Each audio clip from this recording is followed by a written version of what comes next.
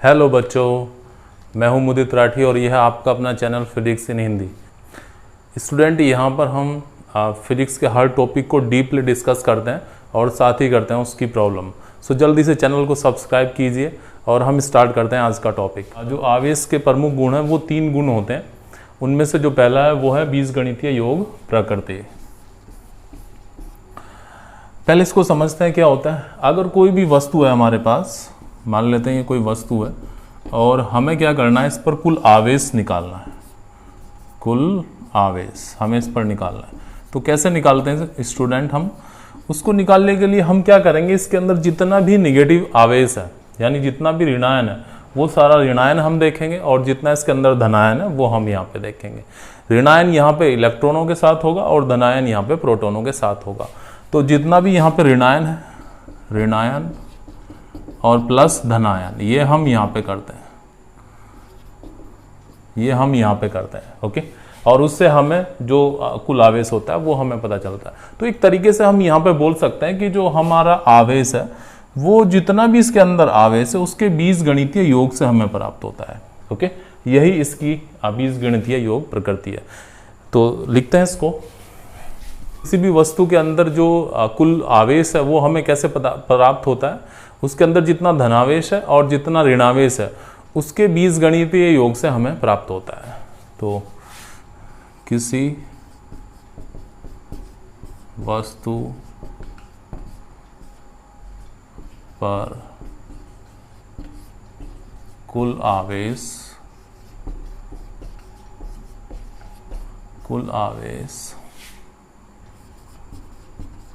उसमें धनावेश तथा ऋणावेश के बीजगणितीय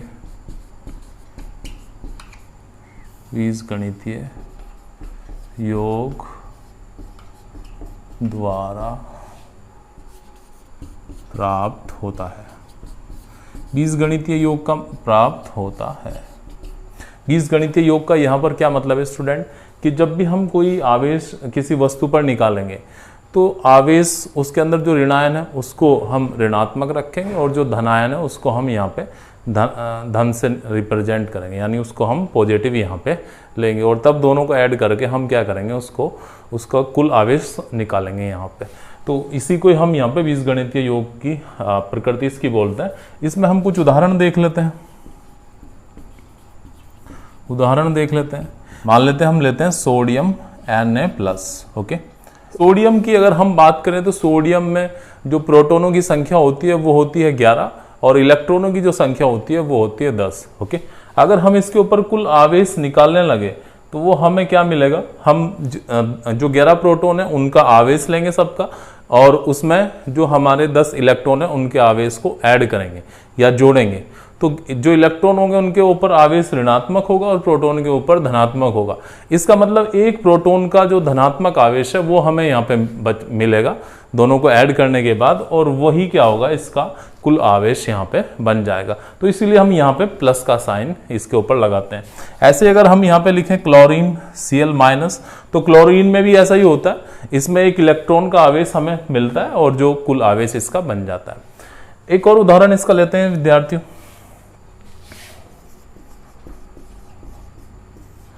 एक उदाहरण लेते हैं। मान लिया हमारे पास कोई वस्तु है और इस वस्तु के जो डिफरेंट पार्ट्स हैं, अलग अलग जो पार्ट्स हैं उन पर अलग अलग आवेश है। हम इसको ऐसे लिख सकते हैं। मान लेते हैं इस पार्ट पे जो आवेश है वो Q1 है, इस पर Q2 है और इस पर Q3 है और इस पर Q4 है। तो इस वस्तु पर जो कुल आवेश होगा, कुल आवेश वो हम कैसे निकालेंगे, वो इसके ऊपर जितने भी आवेश है सबका बीजगणितीय योग करेंगे। तो हमें Q इक्वल टू क्या मिलेगा, Q1 plus Q2 plus Q3 plus Q4, ये हमें यहाँ पे मिल जाएगा। तो इस तरीके से हम यहाँ पे इसको फाइंड आउट कर सकते हैं। इस तरीके से हम यहाँ पे इसको निकाल सकते हैं, या हम इसको लिख सकते हैं जो कुल आवेश होगा वो होता है समेशन Q। ओके, यहाँ पे आई ले लेते हैं, आई, यानी जितने भी उसके ऊपर आवेश है अलग अलग उसके भाग के ऊपर उन सब का क्या करते हैं, हम बीजगणितीय योग करते हैं, या उस पर जितना भी धनायन या ऋणायन है उसके हम बीजगणितीय योग से क्या करते हैं, कुल आवेश को यहाँ पे प्राप्त करते हैं। और एक और उदाहरण लेते हैं विद्यार्थियों इसका। मान लिया हमारे पास ये वस्तु है और इसके डिफरेंट पार्ट्स पर जो आवेश है वो हम यहाँ पे देख लेते हैं। यहाँ पे आवेश है 6 गुना 10⁻⁻12 माइक्रोकूलम प्लस का। इस वाले पार्ट पर जो आवेश है वो है 7 × 10⁻⁻12 माइक्रोकूलम का। यहाँ पर जो आवेश है वो -12 × 10⁻⁻12 माइक्रोकूलम है, और यहाँ पर जो आवेश है वो है +10 × 10⁻⁻12 माइक्रोकूलम। अब मान लिया हमें क्या करना है, इसके ऊपर कुल आवेश निकालना है। तो जो कुल आवेश होगा Q = वो हम सारे आवेश का सम करने के बाद तब इसको हम निकाल सकते हैं। तो हम लिखेंगे यहाँ पे 6 × 10⁻⁻12, ये प्लस होगा, फिर उसके बाद +7 × 10⁻⁻12, फिर उसके बाद हम लिखेंगे -12 × 10⁻⁻12, फिर उसके बाद लिखेंगे +10 × 10⁻⁻12, और इन सबको क्या करेंगे, हम जोड़ेंगे। इसको हम यहाँ पे बीजगणितीय योग बोलते हैं विद्यार्थियों, क्योंकि हमने यहाँ पे किसी भी वैल्यू को, जो भी हमने यहाँ पे कोई भी मान लिया है उसको चिन्ह सहित लिया है, तो इस वजह से हम इसको क्या कहेंगे, यहाँ पर बीजगणितीय योग कहेंगे। तो ये हमें यहाँ पे मिल जाएगा 6 7 13 हो जाएगा, और +10 23 और -12। तो इसमें हम इसको सब्ट्रैक्ट करेंगे, 23 और -12, ये हमें यहाँ पे मिल जाएगा 11 × 10⁻⁻12 माइक्रोकूलम। इस तरीके से हम क्या कर सकते हैं, किसी वस्तु पर आवेश को निकाल सकते हैं। अब इसके बाद दूसरी जो प्रकृति है विद्यार्थियों वो है, अगला जो गुण है विद्यार्थियों वो है आवेश का संरक्षण। आवेश का संरक्षण, ओके। इसको हम एक उदाहरण से समझते हैं। मान लिया हमारे पास एक वस्तु है और इस वस्तु को हमें करना है आवेशित। तो हम आवेशित कैसे करेंगे इसको आवेशित करने के लिए हम क्या करेंगे, इसमें से या तो इलेक्ट्रॉन बाहर निकालेंगे या बाहर से इलेक्ट्रॉन इसको देंगे, ओके। यही हम एक प्रोसेस इसमें करते हैं। उसकी विधियां अलग अलग हो सकती है, वो हमने पीछे डिस्कस की है। तो मान लिया हम इससे क्या करते हैं, 10 इलेक्ट्रॉन बाहर निकालते हैं। तो इन इलेक्ट्रॉनों का हम क्या करेंगे विद्यार्थियों, इन इलेक्ट्रॉनों को हम किसी दूसरी वस्तु पर ले जाएंगे। ये इलेक्ट्रॉन किसी वस्तु पर चले जाएंगे। जैसे हमने एक एग्जाम्पल पीछे पढ़ा था कि जब हम ग्लास को और एक रेशम के कपड़े से रगड़ते हैं तो वो दोनों क्या हो जाते हैं, आवेशित। एक वस्तु से इलेक्ट्रॉन दूसरी वस्तु पर स्थानांतरित हो जाते हैं। तो इसमें अगर ये वस्तु क्या होगी, ये वाली जो वस्तु होगी इसको A बोल देते हैं, इस वस्तु को B बोल देते हैं। तो A जो वस्तु होगी वो तो हो जाएगी धनावेशित, तथा जो B वस्तु है वो हो जाएगी यहाँ पर ऋणावेशित। धनावेशित B वस्तु क्या हो जाएगी हमारे पास यहाँ, ये हो जाएगी ऋणावेशित। तो हमने यहाँ पे विद्यार्थियों क्या हमने यहाँ पे जो हमारा आवेश है उसे उत्पन्न किया? नहीं, हमने उसको उत्पन्न नहीं किया। हमने क्या किया, सिर्फ आवेश को एक वस्तु से दूसरे वस्तु पर स्थानांतरित कर दिया। इससे हमें क्या मिलेगा, इस वस्तु पर एक कुल आवेश मिल जाएगा। इससे पहली स्थिति में क्या था, जब तक हमने ये इलेक्ट्रॉन बाहर नहीं निकाले थे, जितना इस वस्तु के अंदर धनावेश था उतना ही ऋणावेश था, और वस्तु हमारी क्या थी, वो विद्युत उदासीन थी। तो इस तरीके से जब हम वस्तु को आवेशित करते हैं तो केवल हम क्या करते हैं, आवेश को एक वस्तु से दूसरी वस्तु पर स्थानांतरित करते हैं। तो हम कह सकते हैं कि जो हमारा आवेश है वो यहाँ पर क्या है, वो संरक्षित है। मीन्स हम कह सकते हैं ना तो हम आवेश को यहाँ पर उत्पन्न कर सकते हैं और ना ही उसको नष्ट कर सकते हैं। केवल हम क्या करते हैं, आवेश को एक वस्तु से दूसरी वस्तु पर स्थानांतरित करते हैं। यही आवेश का संरक्षण है। तो इसको हम लिखेंगे, आवेश को न तो उत्पन्न किया जा सकता है,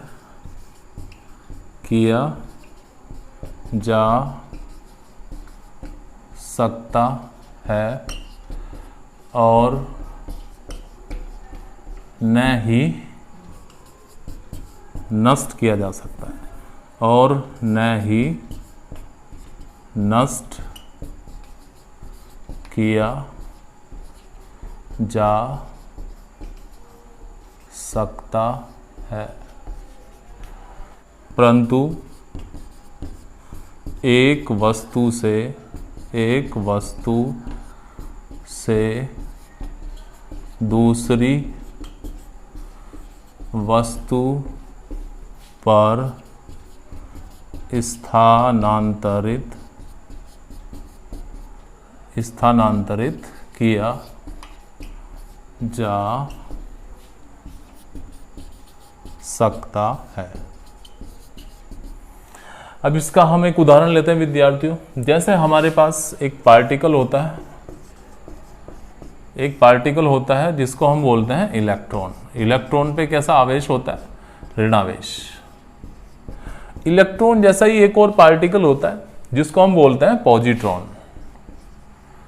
आपने नाम पहली बार सुना होगा, लेकिन ये भी एक आवेशित एक कण होता है और इस पर धनावेश होता है। द्रव्यमान इलेक्ट्रॉन के समान होता है, लेकिन इस पर धनावेश होता है।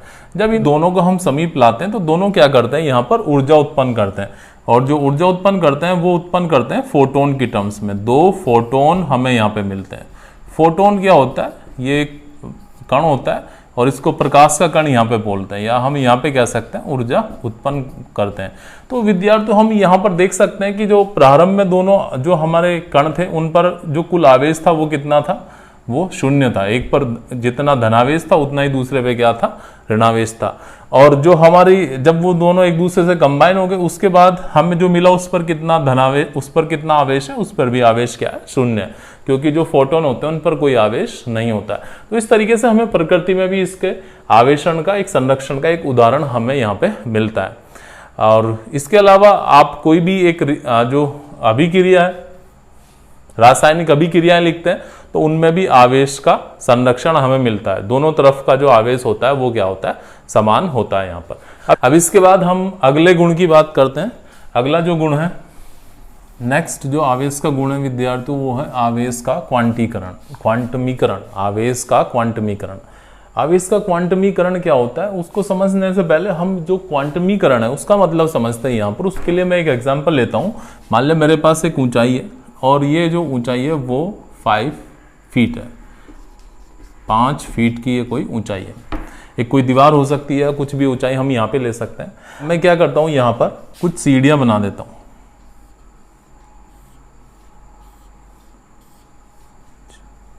ये 5 सीढ़ियां मैंने यहाँ पे बनाई है, ओके। और मैं मान लेता हूँ कि जो हर एक सीढ़ी है वो कितनी है? 1 फुट की एक सीढ़ी है। 1 फुट की एक सीढ़ी है यहाँ पर। अब विद्यार्थियों अगर आपको कहा जाए कि आप एक बार में न्यूनतम यहाँ पर कितनी ऊंचाई को चढ़ सकते हैं, तो आपका जवाब क्या होगा? 1 फीट। या हो सकता है कोई आप में से एक साथ 2 फीट चढ़ जाए, या हो सकता है कोई एक साथ 3 फीट चढ़ जाए, ओके। लेकिन अगर मैं कहूँ आपसे कि यहाँ पर आप 1.5 फीट चढ़ के दिखाइए, तो क्या आप चढ़ सकते हैं? नहीं, वो पॉसिबल नहीं है, क्योंकि यहाँ पर उसका ऑप्शन ही नहीं है। हमारी जो हर एक सीढ़ी है वो कितनी है? 1 फुट की है।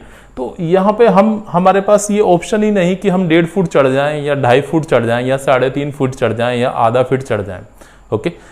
तो हमारे पास जो ऑप्शन है वो पूर्णांक में है। 1 फुट चढ़ सकते हैं, 2 फीट चढ़ सकते हैं, 3 फीट चढ़ सकते हैं, 4 फीट चढ़ सकते हैं, 5 फीट चढ़ सकते हैं। तो हमने यहाँ पे एक तरीके से क्या किया विद्यार्थियों, जो हमारी हाइट थी उसको क्वांटाइज कर दिया, उसका हमने क्वांटमीकरण कर दिया यहाँ पर। और उसके जो एक क्वांटम की मात्रा वो कितनी है? 1 फीट, ओके।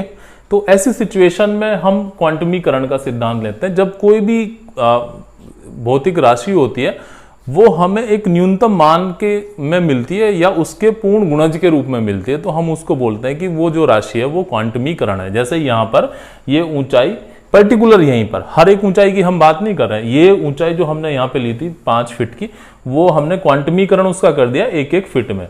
न्यूनतम ऊंचाई हम कितनी चढ़ सकते हैं? 1 फीट। और ये उससे अधिक उसके ही गुणनफल में हम चढ़ सकते हैं 2 फीट, 3 फीट, 4 फीट। अब ऐसा ही हमारे पास कुछ होता है आवेश के लिए। जब मान लिया हमारे पास एक वस्तु है और इस वस्तु को जो हम आवेशित करते हैं, तो हम कितना आवेश इसको न्यूनतम दे सकते हैं? वो आवेश हम दे सकते हैं एक इलेक्ट्रॉन पे जो आवेश होता है या एक प्रोटॉन पे जो आवेश होता है। दोनों पे आवेश क्या होते हैं? वो समान ही होते हैं, केवल जो मात्रा होती है वो अलग अलग होती है। अगर हम इलेक्ट्रॉन पे लिखें तो मात्रा होगी -1.6 क्रॉस 10⁻⁻19 कूलम, और प्रोटॉन पे लिखें तो वो होगी +1.6 क्रॉस 10⁻⁻19 कूलम, ओके यानी जब हम इसको आवेश करेंगे तो हम न्यूनतम इतना आवेश देंगे 1.6 cross 10 to the power -19 coulomb. वो धनात्मक हो सकता है, ऋणात्मक, वो प्रकृति की बात होती है, वो प्रकृति का हम यहाँ पे डिस्कशन नहीं कर रहे हैं, हम केवल आवेश की मात्रा की बात कर रहे हैं। अगर इससे ज्यादा हम आवेशित करेंगे तो क्या करेंगे, हाँ हम इससे ज्यादा आवेशित करेंगे तो हम इस आवेश के गुणनफल में ही देंगे, हम इसका डबल कर देंगे, इसका 3 गुना कर देंगे, इसका 4 गुना कर देंगे, इसका 5 गुना कर देंगे, है ना। इसी जैसी एक सिचुएशन, जैसे हमने अभी एक एग्जांपल लिया था। तो इसका मतलब जो हमारा आवेश है वो भी क्या है, क्वांटमीकरण उसका हम यहाँ पे कर सकते हैं, और वो एक न्यूनतम मात्रा में रहता है किसी वस्तु पर, या उसके गुणन पूर्ण गुणज के रूप में आता है। इसे ही हम आवेश का क्या बोलते हैं, यहाँ पे क्वांटमीकरण बोलते हैं। तो हम लिख सकते हैं कि किसी वस्तु पर जो आवेश होता है वो एक न्यूनतम मान के या उसके पूर्ण गुणज के रूप में हमें मिलता है। तो लिख सकते हैं किसी वस्तु पर आवेश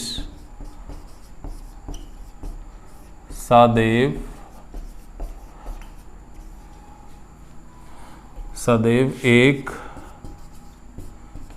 न्यूनतम आवेश, एक न्यूनतम आवेश, कितना आवेश हो सकता है उसको हम ई से डिनोट करते हैं, न्यूनतम आवेश को 1.6 cross 10 to the power -19 coulomb, जितना इलेक्ट्रॉन या प्रोटॉन पे होता है, के पूर्ण गुणज में मिलता है तथा यहाँ इस न्यूनतम आवेश को मूल आवेश कहते हैं। जो हमारा न्यूनतम आवेश होगा उसको हम यहाँ पे क्या कहेंगे, मूल आवेश। ये जो मात्रा है हमारी equal to 1.6 cross 10 to the power -19 coulomb. अब इसके बाद किसी वस्तु पर जो आवेश होगा हम उसको मूल आवेश की टर्म्स में यहाँ पे लिखेंगे, या मूल आवेश के पदों में यहाँ पे लिखेंगे। मान लेते हैं, माना किसी वस्तु पर Q आवेश है, माना किसी वस्तु पर Q आवेश है, तो जो Q आवेश होगा उसको हम कैसे लिख सकते हैं, Q इक्वल टू NE, ये हम यहाँ पे लिख सकते हैं। तथा जो E होगा जिसको हम कहते हैं यहाँ पे मूल आवेश, जो मूल आवेश होगा उसका मान होगा 1.6 cross 10 to the power -19 coulomb, हमें यहाँ पे मिल जाएगा। अब यहाँ से हम एक रिजल्ट निकाल सकते हैं, इसको मैं समीकरण 1 बोल देता हूँ। समीकरण 1 से N इक्वल टू Q/E, यहाँ पे जो N होगा वो हमें क्या बताएगा, वो किसी वस्तु पर जो इलेक्ट्रॉनों की कमी या अधिकता है उसकी संख्या को हमें यहाँ पे बताएगा। क्योंकि जब हम किसी वस्तु को आवेशित करेंगे तो उससे या तो इलेक्ट्रॉन निकालेंगे या उसको इलेक्ट्रॉन दोगे, तो उतना ही उसके ऊपर हमें n का मान मिलेगा, और वो एक पूर्णांक यहाँ पे होगा, जहां n किसी वस्तु को दिए गए अथवा निकाले गए इलेक्ट्रॉनों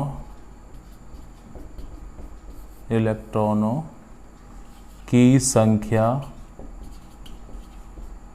को बताता है।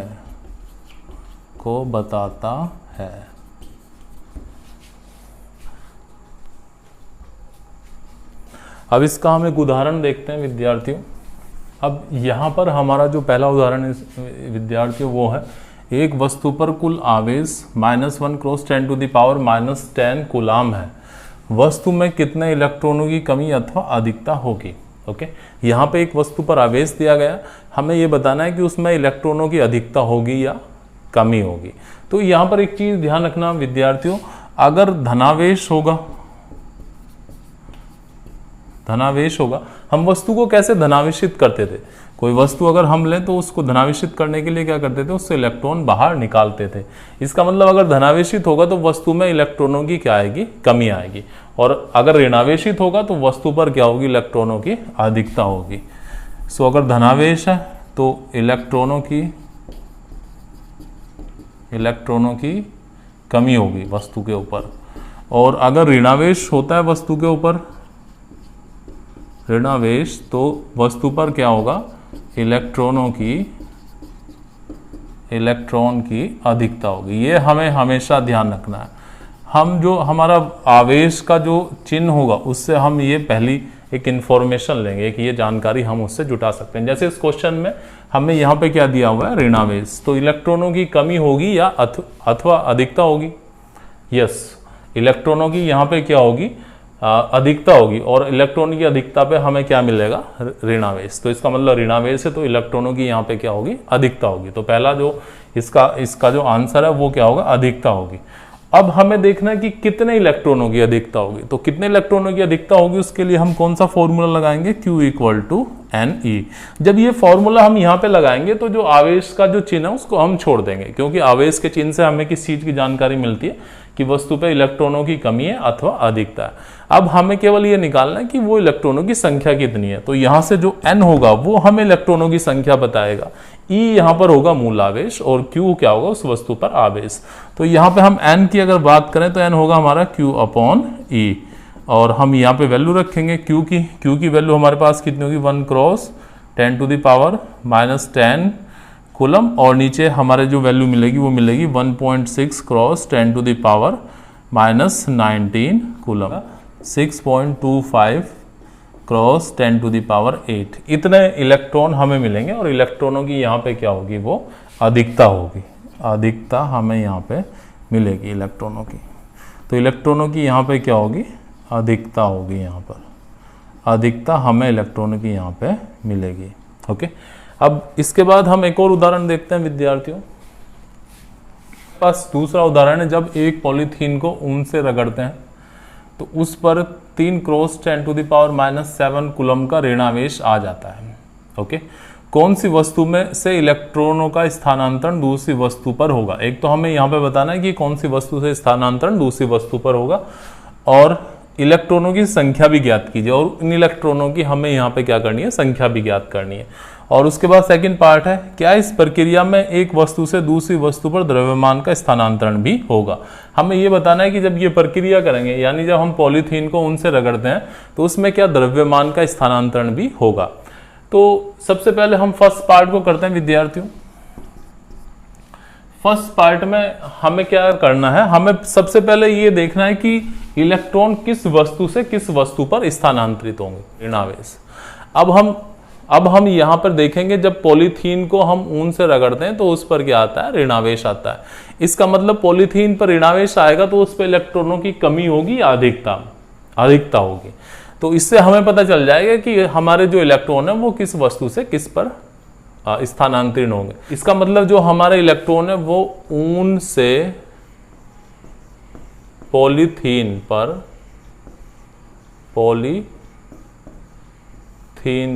स्थानांतरित होंगे।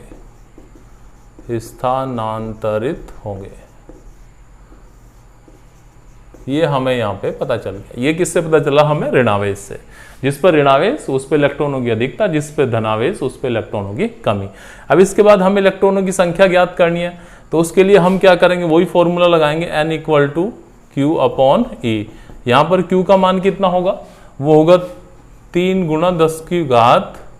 10⁻⁻7 कूलम, और इसको हम कितने से भाग करेंगे, जो हमारे पास E का मान होता है। E का मान कितना होता है, 1.6 × 10⁻19 कूलम। जब इसको हम सोल्व करेंगे तो हमें यहाँ पे मिला 1.25 × 10⁻12। इतने इलेक्ट्रॉनों की क्या होगी, अधिकता होगी। ओके, किसके ऊपर, पॉलीथीन के ऊपर, यानी इलेक्ट्रॉन ऊन से पॉलीथीन पर स्थानांतरित हो जाएंगे। अब विद्यार्थियों, इसमें जो हमारा सेकंड पार्ट है उसमें पूछा है कि क्या इस प्रक्रिया में द्रव्यमान का स्थानांतरण भी होगा। तो उसका आंसर है हाँ, स्थानांतरण भी होगा। स्थानांतरण क्यों होगा, क्योंकि इस प्रक्रिया में जो इलेक्ट्रॉन होंगे वो ऊन से पॉलीथीन पर स्थानांतरित होंगे।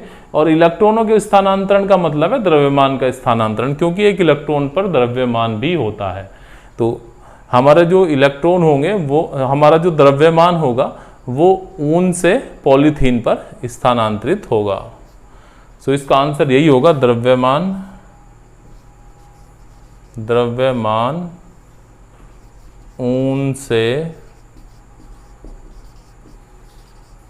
पॉलीथीन पर स्थानांतरित होगा। तो इस तरीके से हम इस पर उदाहरण करते हैं। कभी कभी ये उदाहरण बोर्ड की परीक्षाओं में भी आ जाते हैं। आज इतना ही रखते हैं विद्यार्थियों, टेक केयर।